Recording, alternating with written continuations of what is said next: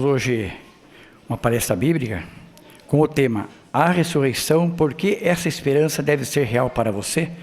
Então, a ressurreição, porque essa esperança deve ser real para você. E para fazer essa palestra bíblica, convidamos nosso irmão Marcos Alves. Vamos ouvir com bastante atenção.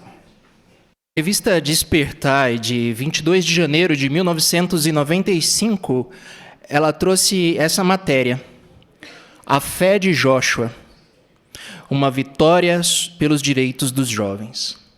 Essa matéria ela conta a história de um jovem de 16 anos chamado Joshua Walker, um adolescente como outro qualquer dos que conhecemos. Ele gostava de jogar basquete e ficar se divertindo com seus amigos. Mas a matéria fala da sua longa e difícil batalha contra um câncer. Josh, como gostava de ser chamado por seus amigos e familiares, estava agora ali sentado na sua cama de hospital, cercado por toda a sua família, quando uma de suas médicas entra no quarto com a triste notícia de que seu câncer havia voltado e já tinha atingido o seu estômago. A médica já havia conversado com a família e alertado que ele teria pouco tempo de vida, meses, talvez semanas. Depois que a doutora saiu do quarto, a mãe de Joshua sentou-se perto da cama, segurou em sua mão e lhe perguntou se ele estava preocupado, deprimido, ansioso por causa daquilo que a médica havia dito. Joshua respondeu: "Não tenho medo de morrer nem da morte. Mamãe, estou nas mãos de Jeová. Digo isso com toda certeza. Sei que Jeová vai me ressuscitar." É a ressurreição tão real para você como era para Joshua? Por que essa esperança deve ser real para cada um de nós? Bem, antes de respondermos a essas perguntas, é importante saber por que a ressurreição se tornou necessária. Assim como a morte, podemos afirmar que a ressurreição ela não fazia parte do propósito original de Deus. Mas hoje, infelizmente, ela é essencial para isso. Por quê? Por favor, notem essa segunda imagem. Esse era o propósito original de Jeová para a família humana. Ele colocou ali nossos pais, Adão e Eva, e lhes proporcionou condições perfeitas e o satisfatório trabalho de, junto com seus filhos, espalhar, ampliar esse belo paraíso para toda a terra. Não estava nesse projeto, em momento algum, a morte vir e roubar da família humana a oportunidade de concluir esse trabalho. Mas então por quê? Por que a morte se tornou tão comum para nós? Vamos abrir nossas Bíblias aqui, por favor? Em João, no capítulo 8. João, capítulo 8.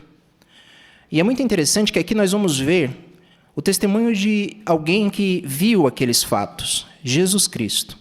No versículo 44, ele estava ali falando com líderes religiosos da sua época. Ele estava acusando e condenando a atitude hipócrita daqueles homens. Mas o acontecimento no Jardim do Éden foi tão marcante para ele que ele acaba mencionando algo muito mais profundo, algo diretamente ligado à raiz da situação que toda a humanidade vive hoje. Então, João 8:44. Vocês são filhos do seu pai, o diabo, e querem satisfazer o desejo do seu pai.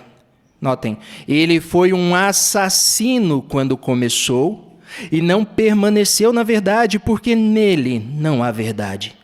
Quando ele fala a mentira, está fazendo o que lhe é próprio, porque é um mentiroso e o pai da mentira. Jesus, que estava lá, viu claramente que foi o diabo quem deliberadamente contribuiu para que a morte se espalhasse por toda a humanidade. Por isso que Jesus fala aqui que ele foi um assassino quando começou, quando ele escolheu se rebelar contra Deus e criar as circunstâncias que vemos hoje.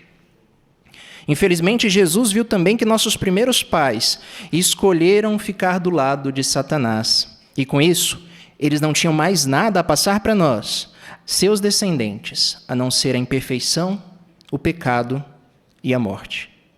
Então, nós respondemos assim a primeira pergunta: por que a ressurreição se tornou necessária? Bem, por causa do egoísmo, do mentiroso, do assassino Satanás e da rebelião de Adão e Eva. O pecado e a morte foram espalhados, passado para toda a humanidade. Mas como é bom conhecer a Jeová e ter a certeza que ele é completamente diferente de Satanás. Jeová não pode mentir. Ele não volta atrás no seu propósito original. Nunca. Jeová não deixaria que nada, nem ninguém, o impedisse de recompensar seus servos fiéis com vida eterna em um paraíso. Nada, nem mesmo a morte. Por isso, por amor, Jeová proveu a ressurreição para que seu propósito original pudesse se cumprir. Desde então, todos os servos fiéis de Jeová têm a promessa da ressurreição como uma certeza, como algo real. Eles não têm a menor dúvida disso, pois sabem que aquele que foi capaz de criar a vida é, sem dúvida, também capaz de restaurá-la. Um exemplo disso foi Abraão. Abraão tinha certeza de que Jeová era capaz de ressuscitar alguém, mesmo que isso nunca tivesse sido feito antes. Os irmãos talvez se lembrem que em Hebreus 11:19 diz que Abraão concluiu que Deus era capaz de levantar Isaque até mesmo de dentre os mortos. E a história mostra que outros servos fiéis também acreditavam na ressurreição. O profeta Daniel acreditava que os humanos seriam ressuscitados, com chance de viver para sempre.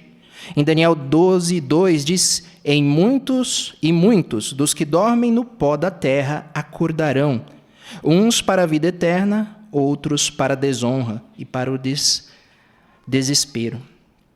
Mas e nós? O que pode nos ajudar a crer que a ressurreição é uma certeza, que é real? É claro que o fato do próprio Jeová, o Deus que não pode mentir, ter feito essa promessa, já seria mais do que o suficiente para acreditarmos, sem dúvida. Mas Jeová sabe como é difícil para nós lidarmos com a morte. Jeová não nos criou para sentir essa dor tão terrível. Não fomos criados para lidar com a perda de alguém que amamos. Por isso é tão difícil. E por isso, além de nos prometer a ressurreição, a Bíblia nos diz que Jeová nos dá uma garantia de que Ele vai fazer isso, que Ele vai ressuscitar as pessoas que amamos. Por favor, Atos, o livro bíblico de Atos, no capítulo 17. Vamos ver aqui que garantia é essa que Jeová nos dá. Versículo 31, por favor. Porque Ele determinou um dia em que vai julgar a terra habitada com justiça, por meio de um homem a quem designou. E Ele deu garantia disso a todos os homens, por ressuscitá-lo dentre os mortos. Mesmo sem citar nomes, sabemos claramente de quem está falando aqui, né? A ressurreição de Jesus Cristo é a garantia que Jeová dá para todos os homens. É como se Jeová dissesse: você que não me conhece, não precisa simplesmente acreditar na ressurreição. Eu te dou uma garantia de que eu vou fazer isso. E enquanto esteve na terra, Jesus, com o poder que ele recebeu de Jeová, ele ressuscitou algumas pessoas, ele referia-se a si mesmo como a ressurreição e a vida. E o texto dizia que quem exercer fé em mim, ainda que morra, voltará a viver. E quando Jesus foi morto, a sua ressurreição abriu a possibilidade de uma ressurreição para bilhões de pessoas. Jesus é a garantia que Jeová nos dá. Nós podemos comparar isso com um casal de noivos. O noivo ama a sua noiva e ele não tem menor dúvida desse amor que ele sente e não tem dúvida alguma que ela ama também. Da mesma forma, a noiva tem absoluta certeza do amor e sabe que aquele amor é recíproco. Mas então por que eles colocam uma aliança e têm uma certidão de casamento? É como se fosse uma garantia. Nós também temos absoluta certeza da ressurreição, mas mesmo assim, Jeová nos dá uma garantia. Jesus é como se fosse o nosso anel, a nossa certeza, a nossa garantia. Mas a Bíblia é repleta de motivos pelas quais podemos afirmar que a ressurreição é real. Vamos destacar uma delas. Por exemplo, se lembram da maneira como Jesus se referia à morte? Como que ele agia diante da morte? Existem vários exemplos, mas vamos destacar um bem conhecido aqui. João no capítulo 11. Evangelho de João, no capítulo 11. A maioria conhece bem esse relato aqui. Jesus era amigo de uma família. Em especial, ele tinha um amigo chamado Lázaro. Lázaro havia ficado doente e tinha acabado de morrer. Mas nós queremos destacar aqui a maneira como Jesus se referiu à morte de Lázaro. Como que se ele expressou quando ele falou da morte de Lázaro. Então, começando aqui no versículo 11, João 11:11, diz assim: depois de dizer isso, ele acrescentou: Lázaro, nosso amigo, adormeceu, mas eu vou lá para acordá-lo. Então os discípulos lhe disseram: Senhor, se ele está dormindo, ficará bom. Jesus, no entanto, havia falado da morte dele, mas eles imaginavam que estivesse falando do sono natural. Então Jesus lhe disse claramente: Lázaro morreu. Jesus comparou aqui, então, a morte com o sono natural. Alguém morto com alguém dormindo. Isso porque, para Jesus, com o poder que ele recebeu de Jeová, trazer alguém de volta à vida era tão simples como acordar alguém suavemente de um sono profundo. Não é de se admirar que Jesus se expressasse com plena confiança na ressurreição. Ele falou em João 5, 28 e 29, não fiquem admirados disso, pois vem a hora em que todos os que estão nos túmulos memoriais ouvirão a voz dele e sairão para uma ressurreição de vida. A voz de Jesus irá facilmente acordar todos que amamos, tão fácil como acordar alguém que amamos de manhã.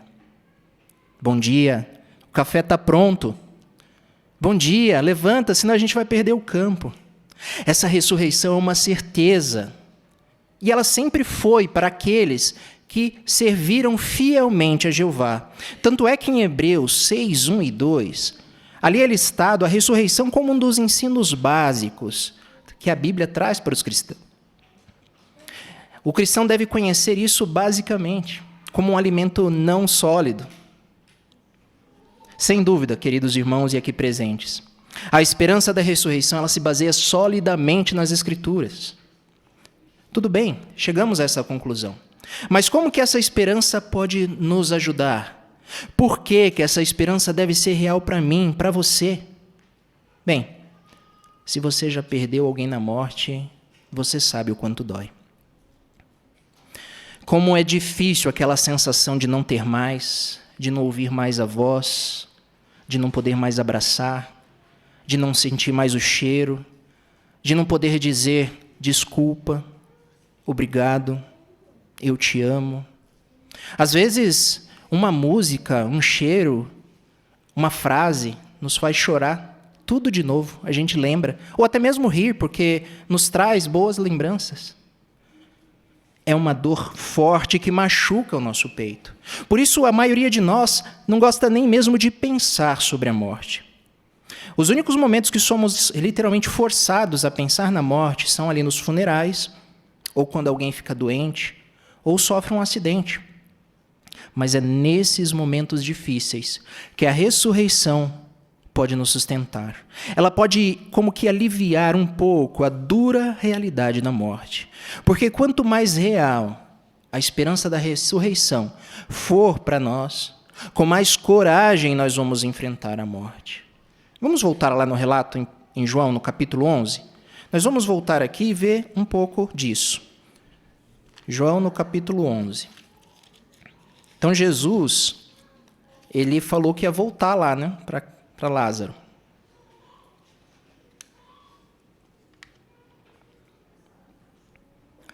E ele ia conversar com as irmãs de Lázaro. E ele encontrou Marta primeiro. Vamos ver o relato aqui a partir do versículo 21. Marta disse então a Jesus: Senhor, se estivesse aqui, meu irmão não teria morrido. Contudo, mesmo agora eu sei que tudo que o Senhor pedir a Deus, Deus lhe dará. Jesus lhe disse: seu irmão se levantará. Marta respondeu: sei que ele se levantará na ressurreição, no último dia. Por favor, a próxima imagem. Essa imagem ela nos ajuda a entender um pouco a dor que a gente sente quando perde alguém que a gente ama. Consegue notar a expressão de dor? Alguém que está chorando, sofrendo já por 4 dias. Não come, não dorme direito. Mas 4 dias depois de tanto sofrimento, os irmãos conseguiram notar no versículo 24 a certeza, o que ela tinha dentro do seu coração? Ela disse: eu sei que meu irmão se levantará na ressurreição. Que ressurreição? Ela mesma respondeu: a do último dia. Ela tinha fé na ressurreição. E a lição para nós. Obrigado pela imagem. Quando a dor da morte nos atingir em cheio, assim como atingiu Marta, nós também vamos chorar, nós também vamos sofrer, mas assim como ela, a fé na ressurreição vai nos dar força para continuar. E vai ser uma fonte de encorajamento para nós. Uma fonte que não vai encorajar somente a nós mesmos, mas ela emana e encoraja as pessoas ao nosso redor. A nossa fé na ressurreição pode ajudar nossos familiares, nossos amigos e até mesmo nossos irmãos. As nossas publicações e até mesmo o JW Broadcasting é repleto de experiências assim. Por exemplo, se lembram dessa garotinha aqui? Da próxima imagem? Felicity Webb. Ela participou de um dos broadcastings de 2016 e depois, no congresso de 2018, foi exibido um vídeo onde os pais dela são entrevistados. Na sua adoração em família, tire um tempo para assistir esses 2 vídeos novamente. Você vai perceber como fica claro que Felicity tinha muita fé na ressurreição. Ela tinha certeza de que seria ressuscitada. E isso fortalecia não somente a ela, mas toda a sua família. No fim do segundo vídeo, o pai dela fala algo muito interessante. Ele diz assim, eu vou ler aqui na íntegra. É claro que até a Felicity voltar, vamos sentir muitas saudades, mas não deixamos que a dor tome conta de nós. Pelo contrário, essa saudade nos motiva a fazer ainda mais para Jeová. A esperança da ressurreição é real, vai acontecer. Só precisamos ter paciência. O exemplo daquela menininha fortaleceu a sua família, que apesar de tanta dor, a certeza de que vão encontrá-la novamente, os mantiveram forte e determinado a mais do que nunca fazer a vontade de Jeová. E certamente cada um de nós aqui, quando se lembra daquela história, também ficou fortalecido e determinado a permanecer fiel a Jeová. Irmãos, não é que nós não percebamos a realidade, a dura realidade da morte, mas é que quando temos fé em Jeová, a realidade da ressurreição nos dá paz, nos permite nos sentir consolados, seguros e com a certeza de que assim como nós podemos pausar um filme, a morte é apenas uma pausa, não o final. E Jeová, ele tem o controle, ele tem o poder e o desejo de dar play novamente. E nós vamos encontrar as pessoas que amamos. Mas agora, querido irmão que já serve a Jeová por anos, irmãos que já servem a Jeová por décadas, talvez você imaginasse que esse sistema já teria acabado há muito tempo atrás. Talvez na sua mente você achou que já estaria com vida no novo mundo hoje. Mas o tempo foi passando, a idade chegando, os problemas de saúde, e hoje você já não tem tanta certeza se você vai passar com vida ou vai ter que enfrentar a morte antes do fim desse sistema. Como que a esperança da ressurreição pode ajudar você, se esse for o seu caso? Vamos abrir nossas Bíblias e ver o exemplo de alguém que foi muito fiel, igual vocês, queridos irmãos idosos, aqui em Timóteo, primeira carta de Timóteo, no capítulo 6. 1 Timóteo, capítulo 6, nós vamos ler o versículo 12. Note o conselho que é dado aqui. Trave a boa luta da fé. Apegue-se firmemente à vida eterna para a qual você foi chamado e fez a bela declaração pública diante de muitas testemunhas. Querido irmão idoso que já serve a Jeová por décadas, por todo esse tempo você vem declarando as boas novas do reino, fazendo a bela declaração pública nesse tempo. Talvez você já tenha falado com centenas, se não milhares de pessoas. E qual é o conselho aqui? Parar? Reduzir o ritmo? Não. Paulo disse, trave a boa luta da fé. E para vencer essa boa luta, ele dá um conselho. Agarre-se firmemente, apegue-se firmemente a essa vida aqui? De 80, 90 anos? Não, né? O texto fala, apegue-se firmemente à vida eterna. Sim, querido irmão, continue a segurar com todas as forças, não solte jamais. O apóstolo Paulo fazia isso. O apóstolo Paulo, ele não sabia por várias vezes se ele ia sobreviver. Ele foi espancado várias vezes. Mas a fé na ressurreição que ele tinha era um fator determinante para ele se manter firmes. E nós podemos seguir o exemplo de Paulo. Por exemplo, teve uma situação relatada aqui em 2 Coríntios. 2 Coríntios, no capítulo 1. Aqui mostra um relato onde o Paulo não sabia se ele ia sobreviver. Então, uma situação parecida. Não sabemos se vamos passar com vida ou se vamos morrer nesse sistema. Note, por favor, o versículo 8 em diante. 2 Coríntios 1, 8. Pois não queremos, irmãos, que vocês fiquem sem saber da tribulação que passamos na província da Ásia. Nós estivemos sob extrema pressão, além das nossas forças, de modo que ficamos muito apreensivos, até mesmo quanto à nossa vida. De fato, sentimos que tínhamos recebido a sentença de morte. Isso aconteceu para que confiássemos não em nós mesmos, mas no Deus que levanta os mortos. Notaram? Então, Paulo passou por algo terrível, algo tão terrível que ele não sabia se ia sobreviver. Mas a lição é que, diante dessa situação, onde estava a confiança de Paulo? Nele mesmo, nessa vida finita aqui? Não. No Deus que levanta os mortos. Fé na ressurreição. Paulo passou por todas essas coisas, foi preso, espancado, apedrejado, porque ele tinha uma forte fé em Jeová. Ele seguia a sua consciência treinada. Ele foi perseguido por isso. Será que isso pode acontecer conosco em nossos dias? Será que podemos ser perseguidos por nossa fé? Se nossos irmãos russos estivessem aqui, eles iam dizer que sim, não é mesmo? Ou será ainda, notaram no relato que Paulo disse que ele sentiu-se como tivesse recebido a sentença de morte. Será que isso pode acontecer conosco? Pode. Ou com alguém que amamos. Talvez um médico chegue e diga, se você não aceitar uma transfusão de sangue, você vai morrer. É uma sentença de morte. O jovem Joshua, mencionado no início, ele teve que esperar isso. Ele teve que enfrentar isso. A experiência conta que ali, como parte do seu tratamento, os médicos queriam incluir transfusões de sangue. É claro que Joshua ele queria manter a sua integridade, então ele decidiu recusar as transfusões. E por mais que os médicos concordassem com Joshua, o hospital achou melhor levar aquele caso ao tribunal para que pudesse se proteger de possíveis consequências jurídicas.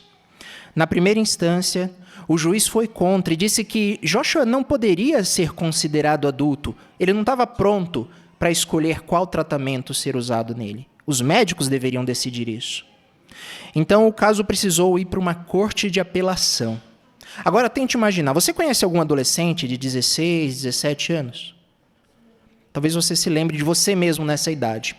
Joshua ele teve que falar da sua fé diante de médicos, enfermeiros, repórteres, advogados, juízes, debilitado pelo tratamento e pela própria doença. Mas ele disse que isso não era o pior. O pior foi uma vez que ele ficou sozinho no quarto e o médico disse, se você não aceitar uma transfusão, você vai morrer. Ninguém ia ver.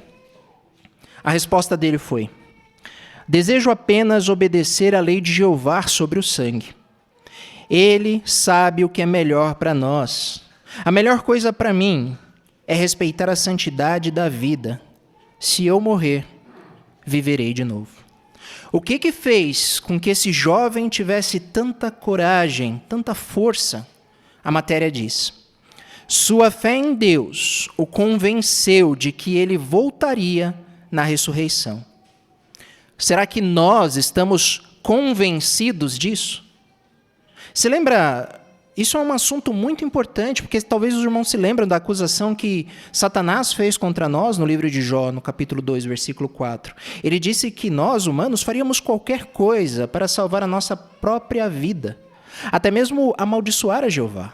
Será que a gente quer que Satanás esteja certo sobre nós? Certamente que não. Quando nós mantemos a nossa integridade ao enfrentar até mesmo a morte, nós provamos duas coisas. Primeiro, que o que fazemos para Jeová é baseado em fé e amor. E segundo, provamos que Satanás é um mentiroso. Isso porque, até mesmo que ele consiga causar a nossa morte, mesmo que a gente morra antes do fim desse sistema, Jeová nos dá a esperança da ressurreição. Assim, por mais assustadora que possa ser a morte, ela não vai causar nada permanente a nós ou a ninguém que amamos. Jeová nos garante que será temporário. Mas é claro, queridos irmãos, que é muito difícil para nós esperar pela ressurreição. Nós somos ansiosos. Nós não vemos a hora de reencontrar aquelas pessoas que amamos, as pessoas que perdemos na morte. Mas uma coisa que pode nos consolar, e é o último versículo que nós vamos ler nessa noite, é entender como que Jeová se sente a respeito disso. Jó, capítulo 14. Jó, capítulo 14, versículos 14 e 15. Diz assim: quando um homem morre, pode ele viver novamente? Esperarei todos os dias do meu serviço obrigatório, até vir o meu livramento. Tu chamarás, e eu te responderei. Terás saudades do trabalho das tuas mãos. Jó acreditava na ressurreição. Quando ele disse essas palavras, ele já havia perdido todos os seus 10 filhos. Você conhece alguém que já perdeu um filho na morte? Até hoje essa pessoa não consegue se recuperar, anos depois. A dor é muito grande. Agora imagine a dor desse homem, perdeu 10 filhos. Mas meditando e conhecendo muito bem o seu Criador, lembrando das qualidades de Jeová, ele chegou à seguinte conclusão: se ele, como pai imperfeito, sentia tanta saudade dos seus filhos, com certeza Jeová também sentia falta deles. Eu gosto muito da maneira que uma irmã explicou esse versículo. Ela era casada com seu marido por 25 anos, mas ela disse que Jeová sentia mais saudade do seu marido do que ela mesma. 25 anos juntos, imagine tanta coisa que eles passaram, como que ela me diz uma coisa dessa? Bem, ela explica. Jeová viu meu marido desde que ele era um embrião. Ele viu quando ele nasceu, depois viu algo de especial nele e o atraiu para a verdade. Jeová viu a sua oração de dedicação. Jeová viu o seu batismo. Viu quando ele foi designado servo ministerial e depois viu ele progredir e ser designado ancião. O meu marido conversava com ele no íntimo durante todo o dia. Sem dúvida, Jeová sente mais saudade do meu marido do que eu. Agora pense em alguém que você ama, alguém que você perdeu e sente muita saudade. Jeová também sente saudade dessa pessoa. E ele deseja muito matar essa saudade. E Jeová, ele não vai esperar nem sequer um minuto além do necessário para trazer as pessoas que amamos de volta. E se esse é o propósito de Jeová, ninguém, nem nada no universo pode impedi-lo, nem mesmo a morte. Nos concentrar no fato de que Jeová sente saudades das pessoas que amamos, nos leva a amá-lo ainda mais e a nos estar totalmente convencidos de que a esperança da ressurreição é real. Por isso, façamos o que pudermos agora para manter a nossa integridade, esperando pacientemente o cumprimento da bela e real promessa da ressurreição. Primeiramente, queremos agradecer a Jeová pelo excelente alimento espiritual que nos forneceu. Agradecer também pelo irmão Marcos Alves, que nos transmitiu esse alimento espiritual. Agora nossa reunião continua com o estudo da sentinela, e para isso nós convidamos o nosso irmão Brás. Queremos dar boas-vindas a todos os presentes. É um grande prazer estarmos juntos para mais um estudo da revista Sentinela. E como de costume, iremos iniciar esse estudo entoando um cântico de louvor a Jeová. Assim convidamos os presentes, aqueles que puderem ficarem em pé, para todos juntos entoarmos o cântico de número 24. Venham para o monte de Jeová. Vamos cantar todos juntos.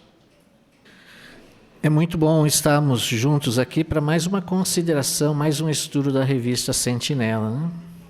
Vamos assim estudar a Bíblia e vamos considerar um ponto importante que vai fortalecer e edificar a nossa fé. Hoje nós vamos considerar o estudo 24. Seja hóspede de Jeová para sempre. Como esse estudo vai nos ajudar? Qual o objetivo dele? O objetivo desse estudo é nos ajudar a entender o que precisamos fazer para continuar sendo amigos de Jeová. E também como devemos tratar aqueles que são amigos de Jeová. O texto temático é o Salmo 15, verso 1. Ó Jeová, quem pode ser hóspede na sua tenda? Então, nós iremos considerar algumas perguntas no decorrer desse estudo. Algumas perguntas serão respondidas. Por exemplo, o que significa andar de modo íntegro e fazer o que é certo?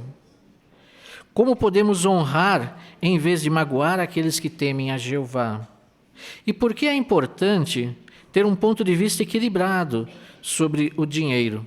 Então, essas são algumas das perguntas que serão consideradas no decorrer desse estudo. Fiquem à vontade, irmãos, para levantar as suas mãos, para trazer a nossa atenção à sua pesquisa, à sua preparação. Temos certeza que vai nos fortalecer muito. Lembrando que os nossos comentários também são uma maneira de louvarmos a Jeová, né? Nós louvamos a Jeová por meio dos nossos comentários. Então, se já faz algum tempo que você talvez não comente, tente comentar hoje. Todos nós vamos ficar com certeza muito felizes. Quem irá fazer a leitura para nós dos parágrafos hoje é o nosso irmão Adriano Garcia. Vamos ouvir então a leitura do parágrafo 1. No estudo anterior, aprendemos que quem dedica a vida a Jeová e mantém uma forte amizade com Ele, pode entrar em sua tenda. Mas como podemos continuar sendo hóspedes na tenda de Jeová? O Salmo 15 fala sobre esse assunto. Esse salmo explica o que precisamos fazer na prática para continuar tendo uma amizade bem forte com Jeová. Antes da pergunta, vamos abrir nossas Bíblias no Salmo 15, versos 1 ao 5. Salmo 15, versos 1 ao 5. Vamos pedir para o nosso irmão Fabrício ler para nós?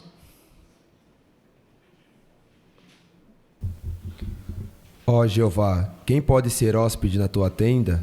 Quem pode residir no teu santo monte? Aquele que anda de modo íntegro, que faz o que é certo e que fala a verdade no coração. Ele não usa a língua para caluniar, não faz nenhum mal ao seu próximo e não difama seus amigos. Ele rejeita aquele que é desprezível, mas honra os que temem a Jeová. Não deixe de cumprir a sua promessa, mesmo com prejuízo para si. Não empresta seu dinheiro com juros e não aceita suborno contra o inocente. Quem age assim nunca será abalado. Obrigado, irmão Fabrício, pela leitura. Como o Salmo 15, versos 1 ao 5, pode nos ajudar? Irmã Jane?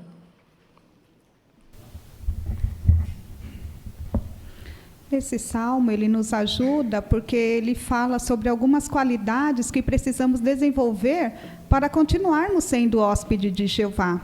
E ele explica o que nós precisamos fazer, então, na prática, para continuar tendo uma forte amizade com Ele. Isso mesmo. E é por isso que no decorrer desse estudo nós vamos considerar bem em detalhes, né? Vários pontos desses versículos, desses versos do Salmo 15, do 1 ao 5. Vamos ao parágrafo 2. O Salmo 15 começa dizendo: Ó Jeová, quem pode ser hóspede na tua tenda? Quem pode residir no teu santo monte? Quando falou da tenda de Jeová, Davi talvez estivesse pensando no tabernáculo que por uma época ficou em Gibeão. Davi também falou sobre o santo monte de Deus, Provavelmente ele estava se referindo ao Monte Sião, em Jerusalém.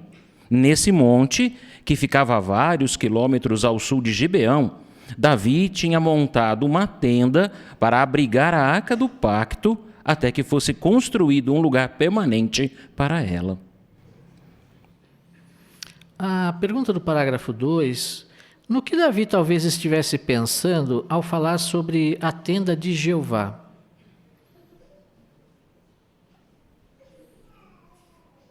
Irmã Joelma?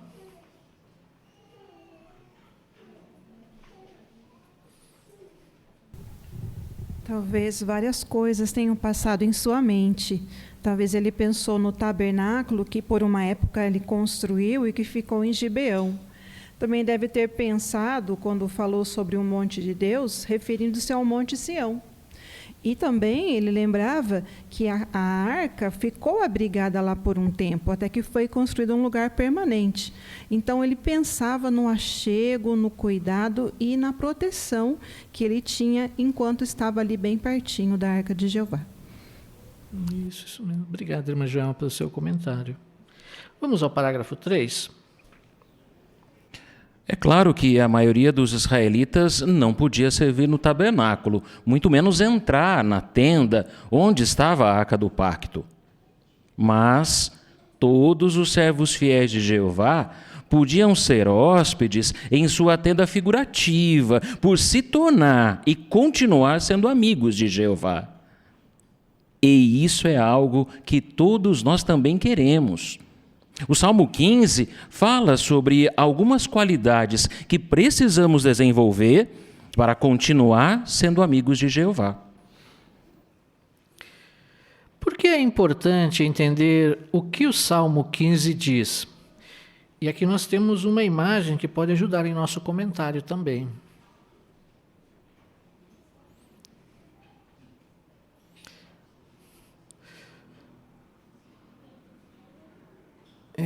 Irmão Caio?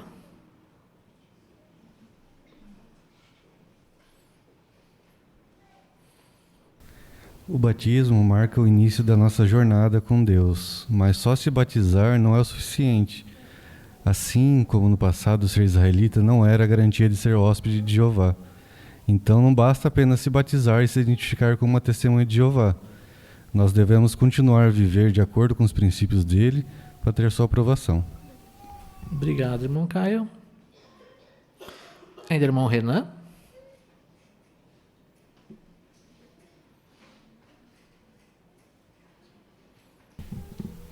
E o Salmo 15 é importante porque ele fala as qualidades que nós precisamos desenvolver para ser amigos de Jeová e ficar dentro da tenda de Jeová como seus hóspedes, né? Então, assim como talvez um restaurante, um hotel tem as regras da casa, tem uma lista de regras, então tem o Salmo 15 que diz como a gente pode ficar como um hóspede dentro da tenda de Jeová. Obrigado, irmão Renan. Gostaria de comentar para nós essa ilustração que nós temos aqui, essa imagem. Irmã Luciene? Então nós vemos aqui, né, alguns israelitas caminhando em direção a essa tenda grande e entrando nela, né? Então, para eles que viviam ali na época de Davi, era fácil imaginar, né, como era ser hóspede na tenda de Jeová. Isso. E é isso que nós queremos, né? Esse é o nosso objetivo, né? Morar, residir dentro dessa tenda de Jeová, né? Ser amigo dele, né? E é isso que nós vamos considerar no estudo de hoje. O que nós precisamos fazer para continuar sendo hóspedes da tenda de Jeová, né? Vamos ao parágrafo 4, debaixo do subtítulo: Ande de modo íntegro e faça o que é certo. O Salmo 15:2 diz que um amigo de Deus é aquele que anda de modo íntegro e que faz o que é certo.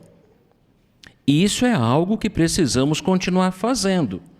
Mas será que conseguimos mesmo andar de modo íntegro? Sim. É claro que ninguém é perfeito, mas para Jeová, nós andamos de modo íntegro quando fazemos o nosso melhor para obedecer a Ele.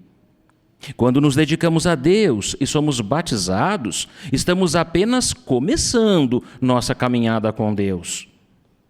Mas repare que no passado, Simplesmente fazer parte da nação de Israel não fazia com que a pessoa fosse automaticamente um hóspede de Jeová. Alguns diziam servir a Deus, mas não faziam isso com sinceridade e retidão. Os israelitas que queriam ser hóspedes de Jeová tinham que aprender e seguir os requisitos dele. Da mesma maneira, para termos a aprovação de Jeová hoje, precisamos fazer mais do que apenas nos batizar e dizer que somos testemunhas de Jeová. Devemos continuar fazendo o que é certo. O que isso significa? Antes da pergunta do parágrafo 4, vamos abrir nossas Bíblias no livro de Isaías, capítulo 48, versículo 1. Isaías 48, 1. Vamos pedir para a irmã Ana Cristina ler para nós?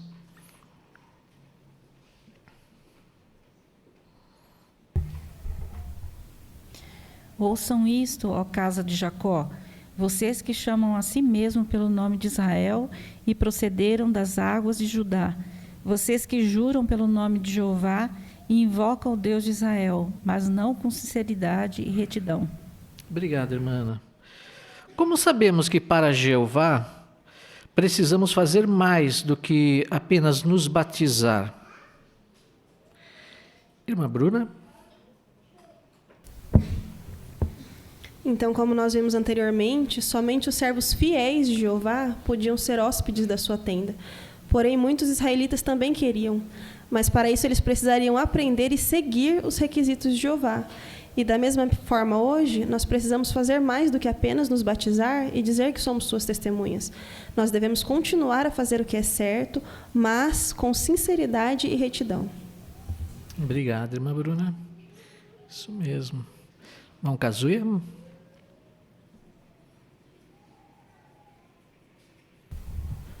E hoje em dia isso é um ponto que é muito difícil, na verdade, de seguir, porque outras religiões pelo mundo também possuem suas regras, falando o que é errado e o que é certo. As pessoas falam que fazem parte de tal igreja, de qual religião, mas elas não fazem nada que essas religiões falam que é errado ou certo. Então nós não podemos ser que nem elas. Se nós falamos que somos testemunhas de Jeová, servo de Jeová, nós também temos que mostrar isso em nossas ações. Isso, muito bem, obrigado. Irmã Kaline?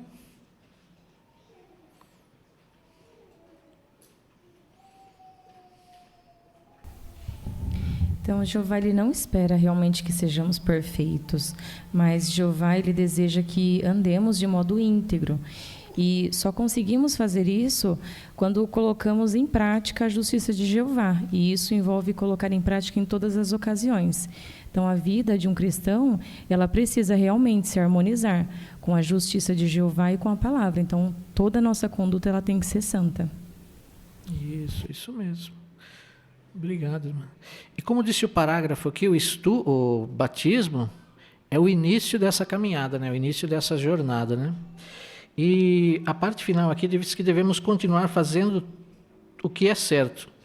Como que esse texto nos ajuda a entender a importância disso, entre o batismo e com o passar do tempo? Talvez nós que já servimos há vários anos a Jeová, porque é importante nos lembrar dessas palavras. Irmão Lucas? Porque no decorrer dessa estrada, do início, quando nos batizamos lá há tempos atrás, pode ser que a pessoa venha se desviar ou não seguir corretamente o caminho, achando que não é mais tão importante ou tão necessário, mas continua sendo necessário tanto quanto o dia que ele batizou, porque lá no dia do batismo ele fez um juramento que ia servir a Jeová de toda a alma, de todo o coração e dar o seu melhor. Se no decorrer dessa estrada ele deixa de fazer isso, ele não vai ter o apoio de Jeová. Jeová vai ficar muito triste com essa pessoa. Obrigado, irmão Lucas. Então nós precisamos continuar deixando essa chama bem acesa, né? Não podemos deixar ela querer apagar, né? Mas vamos ver o que isso significa. Vamos ao parágrafo 5.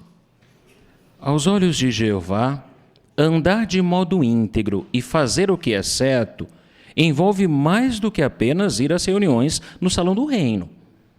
Nós devemos nos esforçar bastante para obedecer a Jeová em todos os campos da nossa vida, inclusive quando estamos sozinhos. É importante continuar nos esforçando para obedecer a Jeová, mesmo em coisas que não parecem importantes. Fazendo isso, nós mostramos que realmente amamos a Jeová e Ele vai nos amar ainda mais. O que significa obedecer a Jeová em todas as coisas? Irmã Regiane?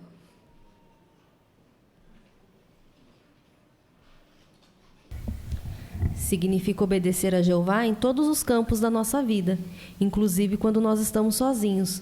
Pois lá em Eclesiastes 12:14 diz que Jeová ele vai julgar todas as nossas ações, incluindo as coisas ocultas. Então nós devemos nos esforçar para obedecer a Jeová, mesmo nas coisas que não pareçam tão importantes. Obrigado, irmã. Isso mesmo. Ainda, irmã Joelma?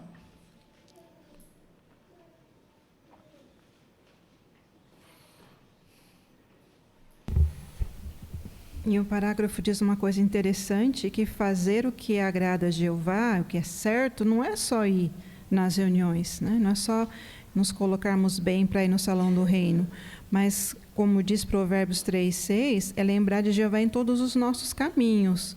Mas como assim? Todos os dias nós temos muitas decisões para tomar, grandes e pequenas. Por exemplo, que tipo de conversa a gente vai ter com os colegas de trabalho, a vizinhança, sobre as nossas tarefas no trabalho secular e para Jeová? Será que nós vamos fazer o nosso melhor? Enfim, que tipo de amigos vamos ter? Então, essas são as decisões que Jeová está interessado, porque essas decisões nós tomamos sozinhos, nós tomamos com a nossa espiritualidade. E quando nós fazemos assim, é o que João 14:23 diz: Jeová nos amará e vai permitir a nossa morada com Ele. Isso, obrigado, irmã Joelma, obrigado pelo seu comentário também. Vamos ao parágrafo 6. Jeová valoriza muito as coisas boas que já fizemos por Ele no passado, mas apenas essas coisas não garantem que vamos continuar sendo hóspedes na tenda de Jeová. Isso fica bem claro em Hebreus capítulo 6, versículos 10 ao 12. É claro que Jeová não esquece o que fizemos de bom no passado, mas Ele quer que continuemos adorando a Ele de toda a alma até o fim. E, se não desanimarmos, poderemos ser amigos dele para sempre. Antes da pergunta, vamos abrir nossas Bíblias na Carta aos Hebreus, capítulo 6, versículos 10 ao 12. Carta aos Hebreus 6, do 10 ao 12. Vamos pedir para o irmão Wagner ler para nós?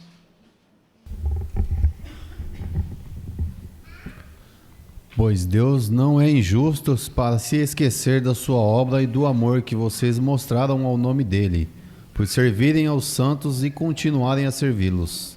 Mas desejamos que cada um de vocês mostre essa mesma diligência, para ter a plena certeza da esperança até o fim, de modo que não se tornem preguiçosos, mas sejam imitadores daqueles que pela fé e pela paciência herdam as promessas. Obrigado, irmão Wagner. De acordo com Hebreus 6, do 10 ao 12, o que é mais importante do que as coisas boas que já fizemos no passado? Irmã Tatiane?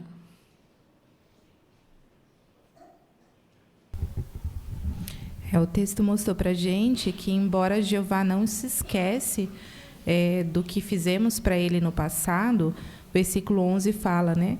Mas desejamos que cada um de vocês mostre essa mesma diligência até o fim. Ou seja, Jeová espera que a gente continue adorando a Ele de toda a alma até o fim. Isso mesmo. Obrigado pelo seu comentário. Ainda aqui o Ricardinho.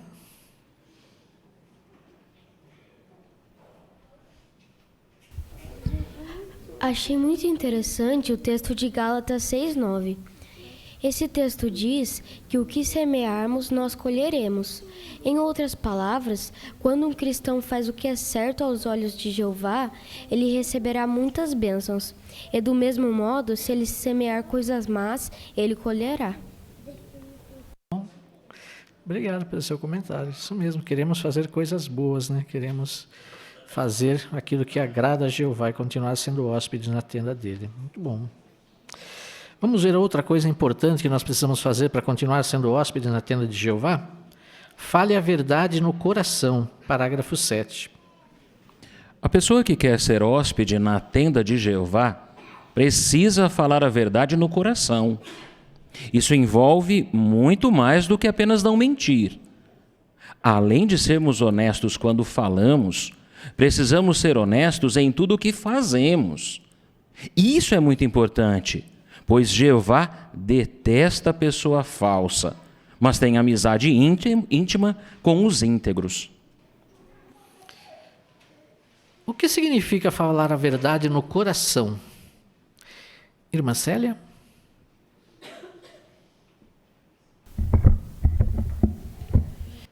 Envolve mais do que apenas não mentir. Além de sermos honestos quando falamos, precisamos ser honestos em tudo que fazemos. E isso é muito importante, porque Jeová detesta as pessoas falsas. Isso. Obrigado, irmã. Muito bom. Ainda, irmã Lerce?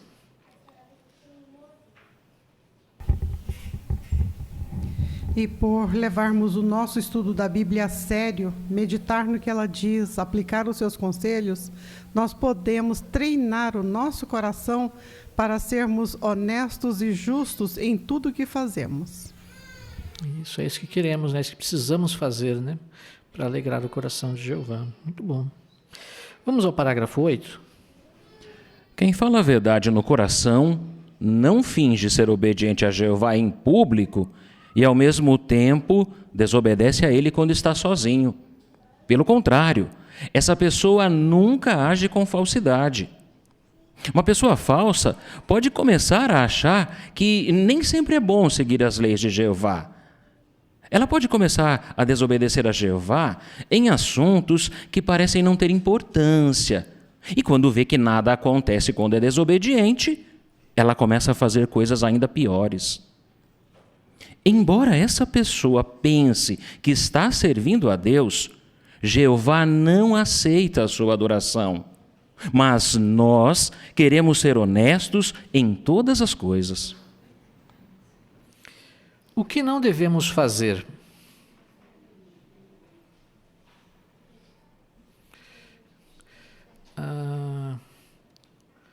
Irmã Michele?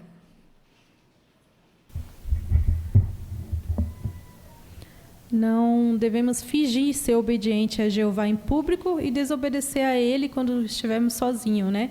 Porque isso seria uma falsidade. Uma pessoa falsa, ela pode começar a achar que nem sempre é bom seguir as leis de Jeová. E isso faz com que ela desobedeça a Jeová e que os assuntos pareçam não ter importância. Então, quando ela vê que nada acontece quando é desobediente, ela começa a fazer coisas piores. Embora essa pessoa ache que está servindo a Jeová, mas Jeová não aceita a sua adoração. Isso. O que nos alerta ali em Isaías 29:13? O que nós aprendemos ali em Isaías 29:13? Irmão Enzo?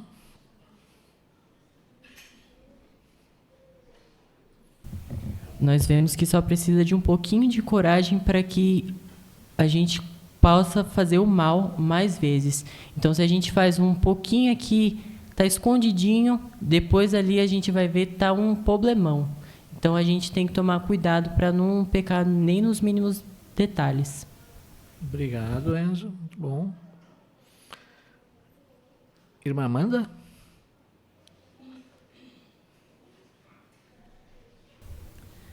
E o texto mostra também que Jeová, ele está vendo, né? Mesmo que a pessoa ela está ali fazendo algo que aparentemente ela ache, né, que está fazendo sozinho e que ninguém está vendo, mas Jeová está vendo. Então, a sua adoração ela não vai ser verdadeira e Jeová ela não vai estar aceitando mais essa adoração. Não adianta a pessoa ter uma aparência, né, de que está adorando a Jeová, porque Jeová ele não vai estar mais aceitando a partir do momento que ela começa a fazer coisas erradas. Isso. Por isso queremos falar a verdade no coração, né? Irmã Joelma?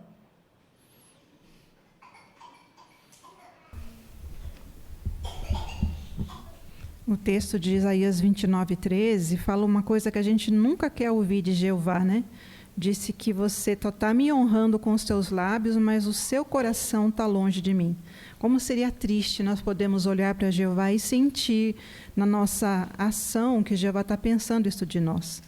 E pode ser que nós comecemos até a desafiar um pouco a organização de Jeová e suas normas, porque o parágrafo fala que a pessoa começa a desafiar a Jeová, desobedecer em assuntos que parecem não ter muita importância, coisas que, acho que eu vou fazer isso, talvez os anciãos não vão pegar no meu pé.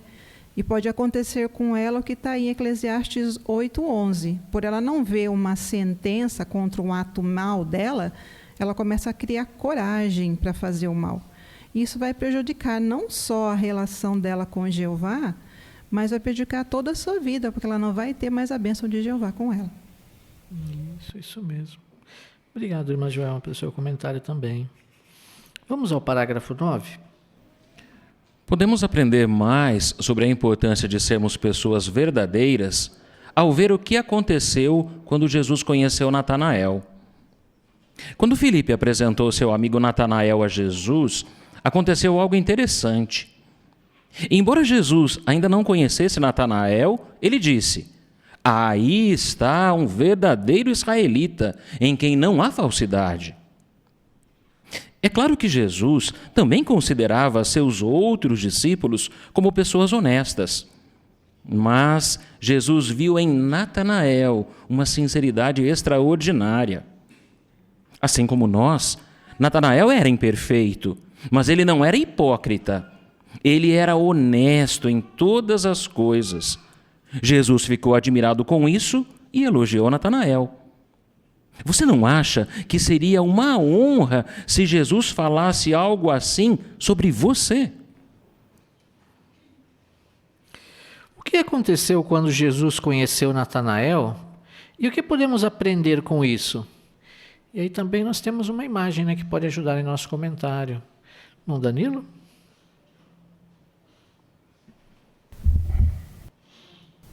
Então Jesus viu em Natanael uma sinceridade extraordinária, né? E assim como nós, Natanael ele era imperfeito, mas ele não era hipócrita. Ele era honesto em todas as coisas. Então nós aprendemos que é possível sermos honestos em todas as coisas, assim como Natanael era. Obrigado, irmão Danilo. Irmã Natália?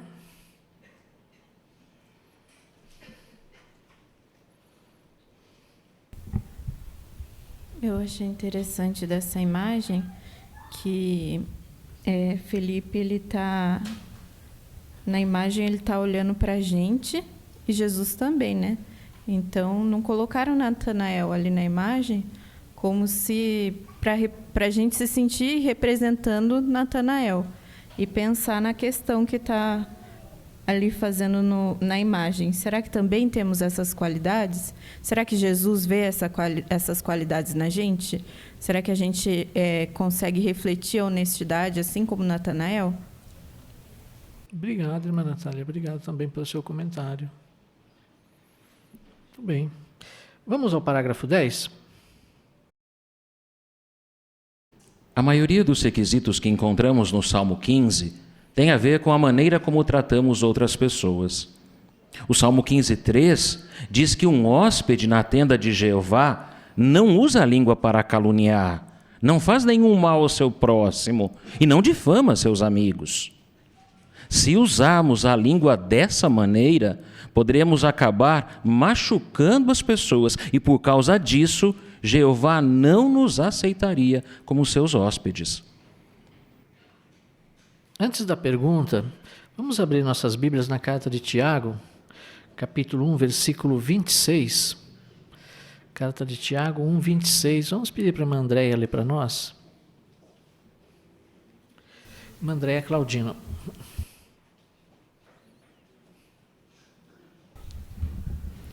Se alguém acha que adora a Deus, mas não domina a língua, ele está enganando o seu próprio coração, e a sua adoração é fútil. Obrigado, irmã Andréa. Por que devemos tomar cuidado com as coisas que falamos? Irmã Larissa? Em Tiago 1,26, ele deixou bem claro que o que falamos está intimamente relacionado à nossa adoração. Ali falou que se alguém não domina a língua, a adoração dessa pessoa se torna fútil. Então, por isso devemos tomar cuidado com o que falamos, porque se usamos a nossa língua de maneira errada, além de machucar outros, Jeová ele não nos aceitará como seus hóspedes. Obrigado, irmã Larissa. Irmão Gustavo?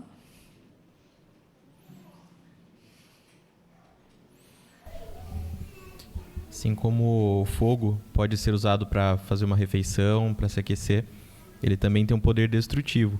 E as nossas palavras são assim. Nós podemos edificar, encorajar, fortalecer os nossos irmãos por palavras bondosas no momento certo, mas também, se nós usarmos mal a nossa língua, nós podemos causar mal aos nossos irmãos, podemos destruir a reputação de nossos irmãos, podemos fazer os nossos irmãos desanimarem. Então, assim como o fogo, queremos fazer bom uso de nossas palavras. Isso. Obrigado também, irmão Gustavo, pelo seu comentário. Vamos ao parágrafo 11. Davi mencionou especificamente a calúnia. O que é a calúnia? Em geral, envolve divulgar uma informação falsa sobre alguém, prejudicando a reputação dessa pessoa. Quando alguém mente sobre outros e não se arrepende, essa pessoa não pode mais ser uma testemunha de Jeová. O que é calúnia? E o que acontece com o caluniador que não se arrepende? Laurinha?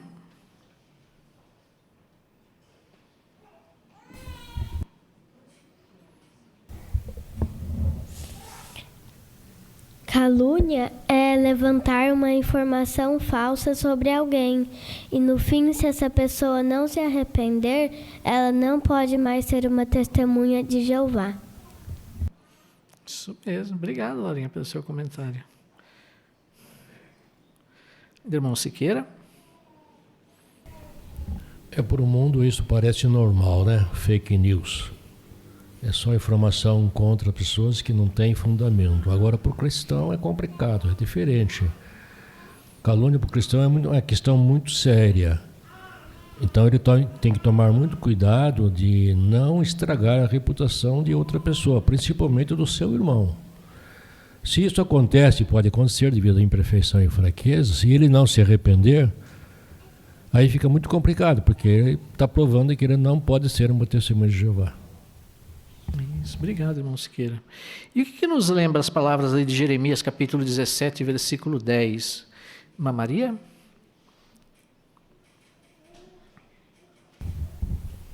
Então aqui diz que Jeová, ele examina nosso coração e nossos pensamentos mais íntimos, e ele nos retribui conforme os nossos pensamentos, né, conforme os caminhos que seguimos. Isso, por isso devemos ter muito cuidado, né, com as nossas palavras, né? Vamos aos parágrafos 12 e 13. O Salmo 15:3 também nos lembra que os hóspedes de Jeová não fazem nenhum mal a outras pessoas e não difamam ou envergonham seus amigos. O que isso quer dizer? Talvez, sem querer, nós poderíamos começar a difamar alguém espalhando informações negativas. Pense nas seguintes situações. 1. Uma irmã que deixou de ser pioneira. 2. Um casal que saiu de Betel. Ou 3. Um irmão que não é mais ancião ou servo ministerial. Seria muito ruim se a gente ficasse falando que esses irmãos fizeram algo errado. Provavelmente não sabemos de tudo o que está envolvido. Portanto, um hóspede na tenda de Jeová não deve fazer nenhum mal ao seu próximo e nem difamar seus amigos. Em que situações poderíamos acabar difamando nossos amigos? Nós temos uma imagem aqui também que nos ajuda a meditar nesse ponto, né? Irmã Rosângela?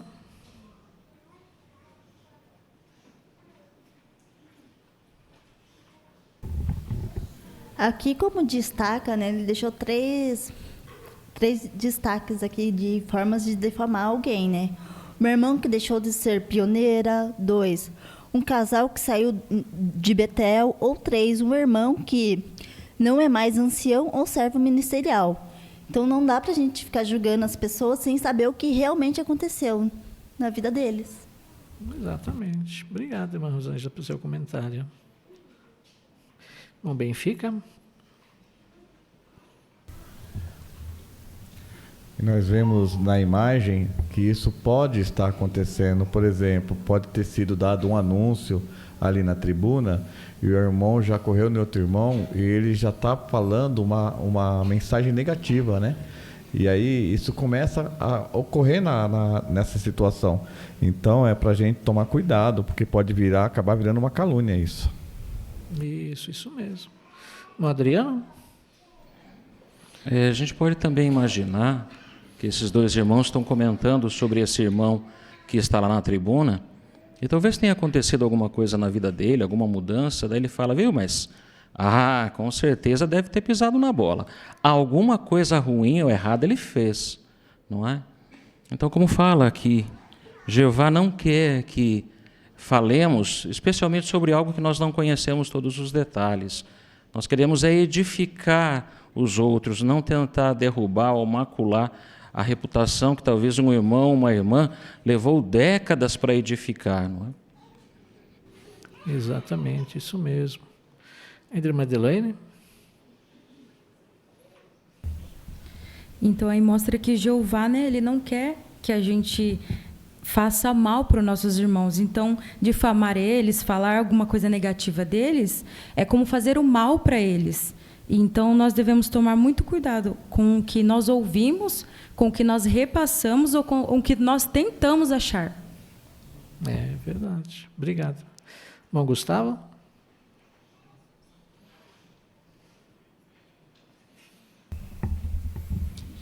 Antes de um pecado, na verdade, vem os nossos pensamentos. Então, quando acontece uma dessas três situações, será que ficamos pensando nisso? Olha, o que será que ele fez? Será que fez isso? Será que fez aquilo?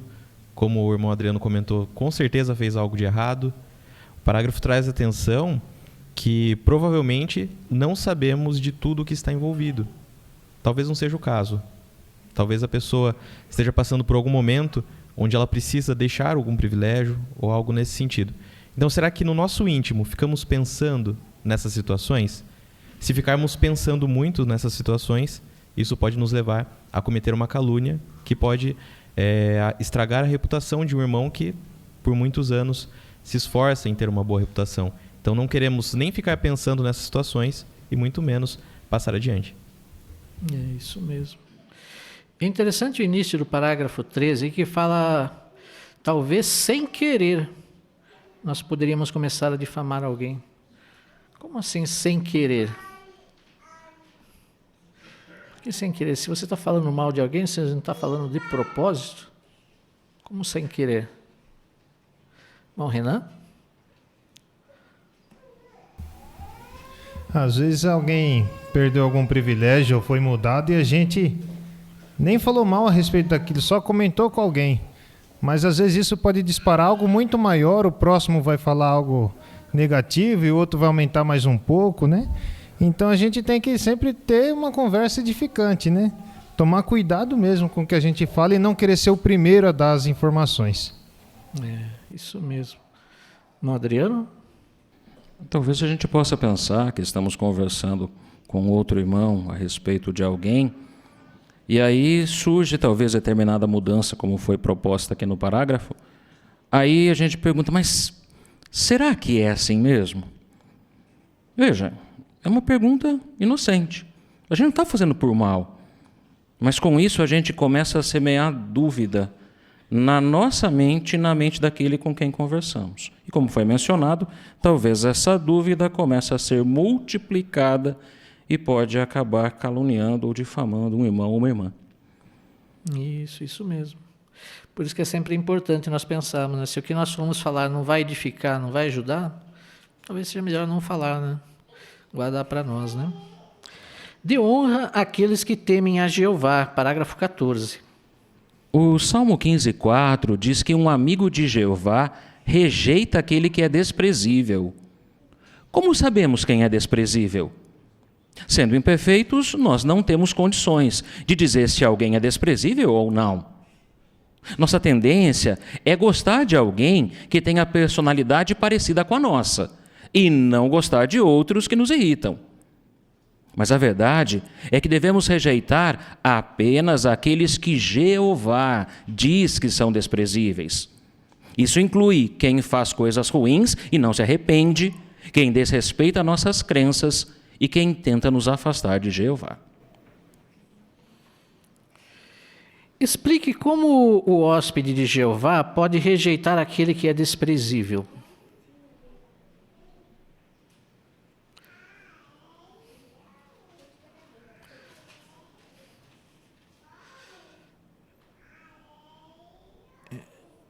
Irmã Jane?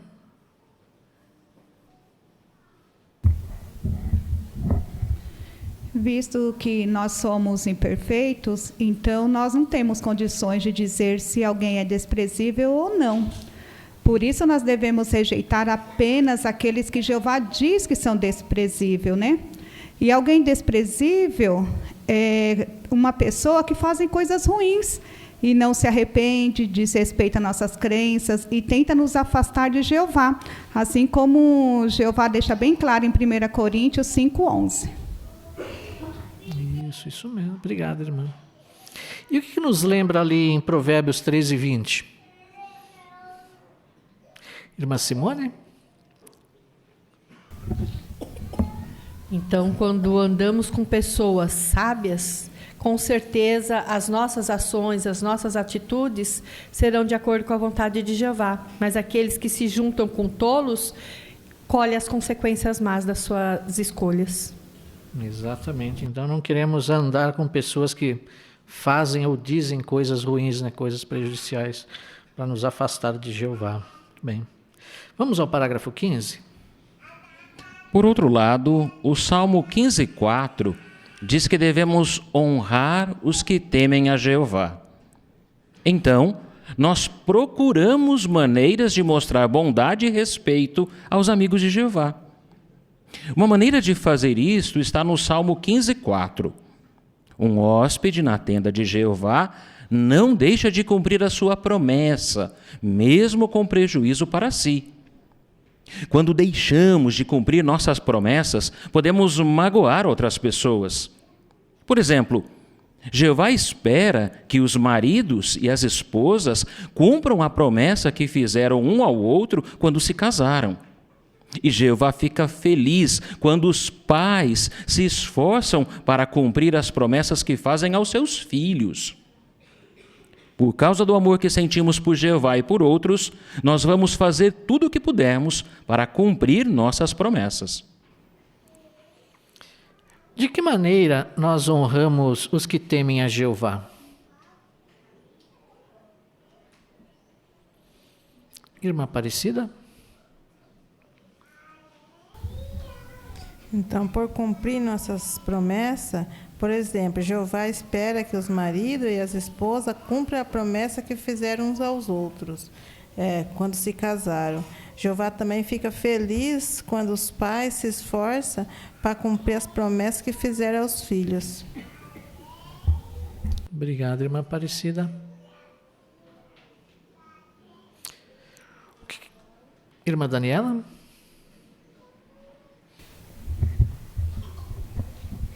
E é interessante no texto de Salmos 15:4, quando fala que devemos cumprir uma promessa mesmo com prejuízo para si.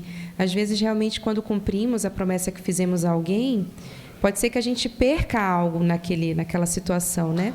Mas Mateus 5:37 fala que o nosso sim deve ser sim. Então, devemos cumprir com a nossa palavra, e isso sempre vai trazer benefícios tanto para o outro quanto para Jeová, né? Isso. Agora, colocando esse ponto no âmbito casamento, Como que nós podemos cumprir? O que essas palavras nos ensinam?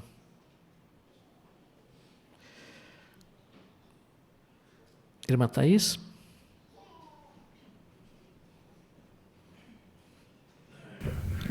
Dentro do casamento, nós temos várias formas de cumprir o nosso sim, mas principalmente o nosso sim de ficarmos juntos tem que ser sim para sempre. Também tem a promessa de sermos, nosso sim, de sermos fiéis ao nosso marido ou à nossa esposa. Então, esse sim tem que ser sim também. Isso mesmo. Então, queremos cumprir com o nosso voto, né? No mundo, às vezes, é comum, né? Quando surgem problemas no relacionamento, a primeira decisão é separação, né? Como servos de Jeová, queremos cumprir o nosso voto e mostrar lealdade a Jeová e ao nosso cônjuge, né? Vamos ao parágrafo 16. Outra maneira de honrar os amigos de Deus é por sermos hospitaleiros e generosos. Passar tempo com nossos irmãos e irmãs fora das reuniões e do serviço de campo nos ajuda a fortalecer nossos laços de amizade com eles e com Jeová. Além disso, quando mostramos hospitalidade, imitamos a Jeová. De que outra maneira nós honramos os amigos de Jeová? Irmã Delmira? Então, quando nós passamos tempo com nossos irmãos e irmãs fora das reuniões e do serviço de campo, nos ajuda a fortalecer nossos laços de amizade com eles e com Jeová. Além disso, quando mostramos hospitalidade, imitamos a Jeová. Isso mesmo. Sermos hospitaleiros, né? Sempre estarmos juntos com nossos irmãos, isso vai fortalecer os laços, como a irmã Delmira comentou, né? E Jeová também é hospitaleiro conosco, né? Queremos imitar a Ele. Não ame o dinheiro, parágrafo 17. No Salmo 15:5, lemos que um hóspede de Jeová não empresta seu dinheiro com juros e não aceita suborno contra o inocente. Por que Davi resolveu falar de dinheiro nesse salmo tão pequeno? Porque se nos preocuparmos demais com o dinheiro, ele pode acabar sendo mais importante para nós do que as outras pessoas ou do que o próprio Jeová. Nos tempos bíblicos, alguns se aproveitavam daqueles que eram pobres, emprestando dinheiro com juros tão altos que eles não conseguiriam pagar. Além disso, alguns juízes aceitavam suborno para condenar pessoas inocentes. Mas Jeová odeia quando as pessoas fazem essas coisas. Por que o Salmo 15 fala de dinheiro? Irmão Lopes?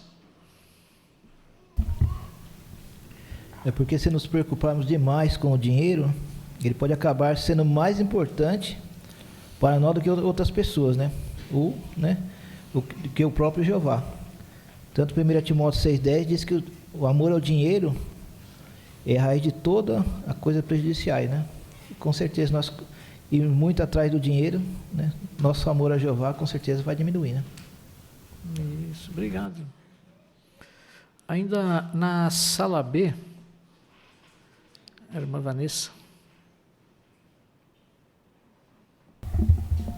E especialmente esse salmo, nos tempos bíblicos era comum os que emprestavam dinheiro cobrar juros altos, né? Que os pobres não conseguiam pagar.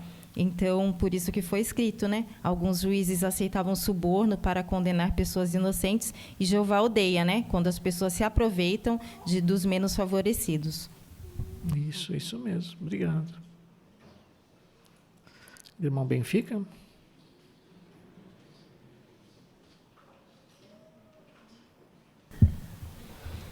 Aqui faz até uma pergunta, né? Por que Davi resolveu falar de dinheiro nesse salmo tão pequeno? Já era uma preocupação naquele tempo.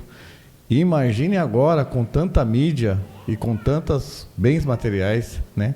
Como que o dinheiro pode ser prejudicial se a pessoa passar a se preocupar mais com o dinheiro, ela passa a amar mais o dinheiro do que a Jeová e ela passa a se afastar de Jeová. Isso mesmo. Não queremos fazer isso, né? Queremos ter muito cuidado, né? Vamos ao parágrafo 18. Seria bom pararmos para pensar em qual é o nosso ponto de vista sobre o dinheiro. Pergunte-se: será que eu fico pensando em dinheiro e em tudo que eu poderia comprar? Se alguém me empresta dinheiro, será que eu demoro para pagar, achando que não vai fazer falta para outra pessoa? Eu me sinto mais importante que outros só porque tenho mais dinheiro. Eu tenho dificuldade em ser generoso com outros? Será que eu acho que alguém é materialista só porque tem dinheiro? Eu tenho mais amizade com pessoas ricas e dou pouca atenção para os pobres? Todos nós temos o grande privilégio de ser hóspedes de Jeová, mas se quisermos continuar sendo hóspedes dele, devemos ter cuidado para não amarmos o dinheiro. Jeová nunca vai nos abandonar se amarmos mais a ele do que o dinheiro. Que perguntas podemos nos fazer para ver qual é o nosso ponto de vista sobre o dinheiro? Nós temos aqui diversas perguntas, né? Talvez cada um possa comentar uma delas. Irmã Luciene? A primeira é: será que eu fico pensando em dinheiro e em tudo o que eu poderia comprar? Obrigado. Irmã Aparecida? Se alguém emprestar dinheiro, será que eu demoro para pagar achando que não vai fazer falta para outra pessoa? Obrigado. Irmão Márcio?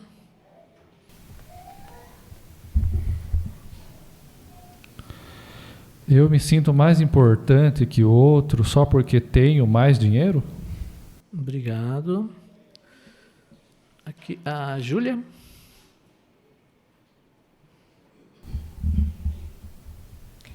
Eu tenho dificuldade em ser generoso com os outros? Obrigado. A irmã Jane? Será que eu acho que alguém é materialista só porque tem dinheiro? Obrigado. Irmã Michele? Eu tenho mais amizade com pessoas ricas e dou pouca atenção para os pobres? Obrigado. Agora, pensando nessas palavras e nas palavras de Hebreus 13:5, como que essas palavras de Hebreus 13:5 nos ajudam?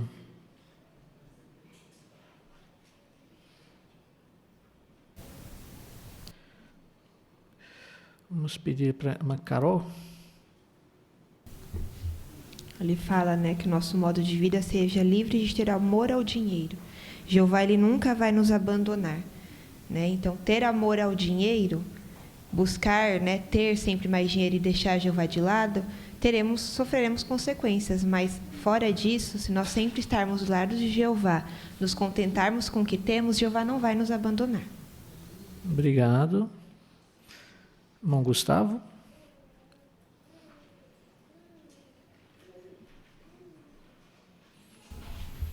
O início do parágrafo nos traz atenção sobre qual é o nosso ponto de vista sobre o dinheiro. E o texto que nós lemos nos mostra que não devemos ter amor ao dinheiro. Será que quer dizer que é errado ter dinheiro? Não. O que é errado é o amor ao dinheiro. E no final, as 3 últimas perguntas dizem respeito a como encaramos os nossos irmãos. Quando diz, será que eu acho que alguém é materialista só porque tem dinheiro? Eu tenho mais amizade com pessoas ricas e dou pouca atenção para os pobres? Então, são perguntas que nós devemos meditar no que diz respeito aos nossos irmãos. Não queremos fazer distinção entre os que têm mais dinheiro, que têm menos dinheiro. Não, todos nós somos hóspedes na casa de Jeová. Então, não queremos fazer distinção. Exatamente. A irmã Giovana? Também o texto de Hebreus, ali diz que Jeová nunca nos deixará e nunca nos abandonará. Mas com o dinheiro não é assim. De uma hora para outra nós podemos perder tudo. E o dinheiro pode nos abandonar e podemos perder tudo que temos. Então, vale muito mais a pena o amor a Jeová, que nunca vai nos abandonar e sempre vai cuidar de nós. Nós sempre vamos ter o necessário. Isso. E essas perguntas devem ser usadas como uma autoanálise, né? Usar para nós. Não queremos pensar em outros irmãos e citar essas perguntas, né? Avaliar os outros irmãos com essas perguntas. Devemos avaliar a nós, né? O nosso ponto de vista, né? É isso que Jeová espera de nós, né? Para que realmente possamos ser hóspedes em sua casa, né? Parágrafo 19. Jeová ama seus amigos. O Salmo 15 termina com a promessa: quem age assim nunca será abalado. Aqui, Davi revela o principal motivo de Jeová exigir as coisas mencionadas no Salmo 15. Ele quer que sejamos felizes. Por isso, quando fazemos o que Deus pede, nós temos uma vida melhor e Ele nos protege. Qual é o principal objetivo por trás dos requisitos de Jeová? Vamos ouvir a família do irmão Levi, da irmã Mara?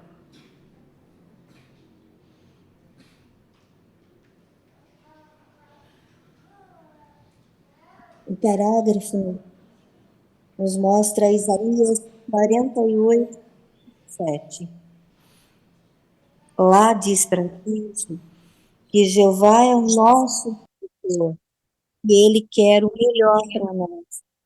Então, o objetivo desse salmo que nós estamos estudando é que Jeová quer que sejamos felizes e que vivemos sempre na tenda dele.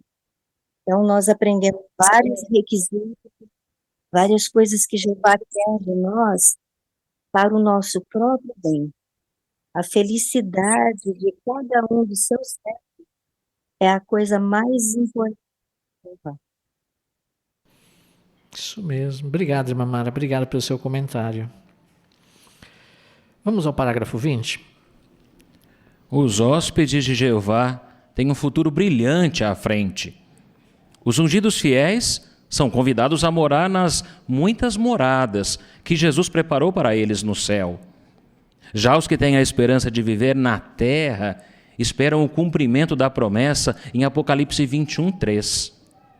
Sem dúvida, nós sentimos que é uma honra enorme ter sido convidados por Jeová para ser seus amigos e hóspedes em sua tenda para sempre. Adriano, muito obrigado pela leitura que nos fez aqui. Nos ajudou muito na boa compreensão da matéria. Agradecemos em nome da congregação. O que os hóspedes de Jeová esperam para o futuro? Irmã Edna?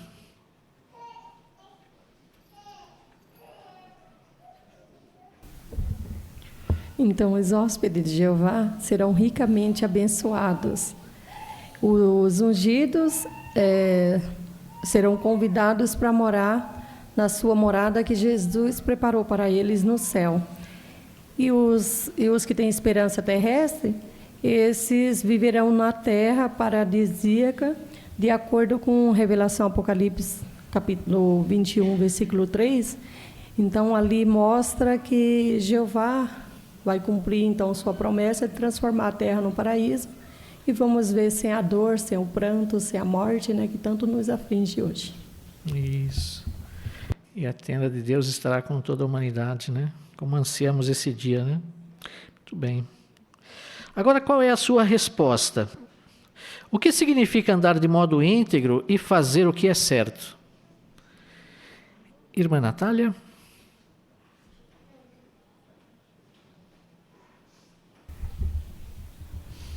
Então, significa continuar a obedecer a Jeová nas coisas importantes da vida e até mesmo naquelas que não parecem ser tão importantes. A obediência quando estamos sozinhos e a obediência presente em todos os aspectos da nossa vida. E durante o estudo, deu muita ênfase que a obediência deve ser algo contínuo. Isso mesmo, obrigado. Como podemos honrar em vez de magoar aqueles que temem a Jeová?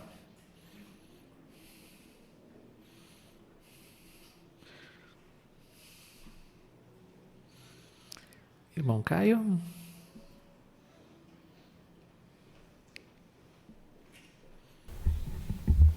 Temos que ser hospitaleiros e generosos e precisamos fortalecer nossos laços de amizades.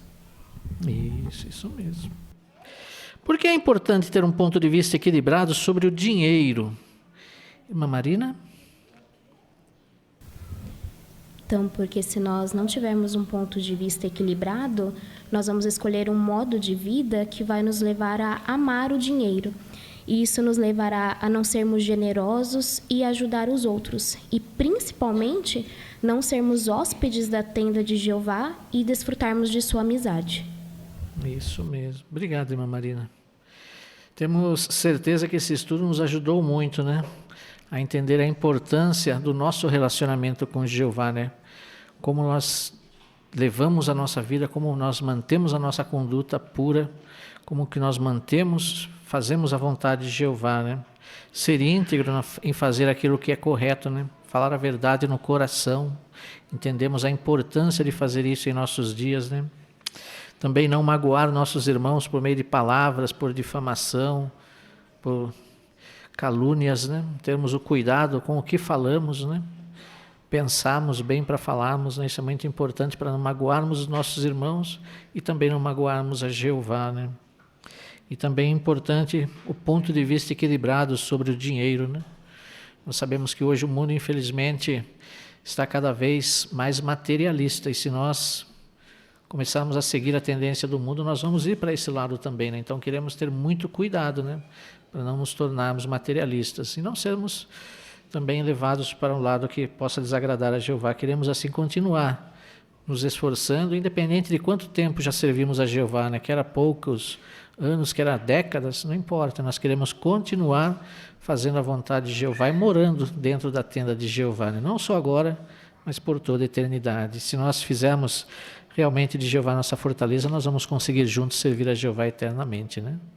Obrigado, irmãos, pelos seus bons comentários, pela boa participação, ficamos muito felizes em ouvi-los aqui também. E agora nós chegamos ao final da nossa reunião, queremos encerrar essa reunião de forma alegre, entoando um cântico de louvor a Jeová. Assim convidamos os presentes, aqueles que puderem a ficarem em pé, para juntos nós entoarmos o cântico 39, um bom nome, baseado em Eclesiastes 7:1. Vamos cantar todos juntos e após o cântico nós convidamos nosso irmão Marcos Alves para nos representar aqui em oração.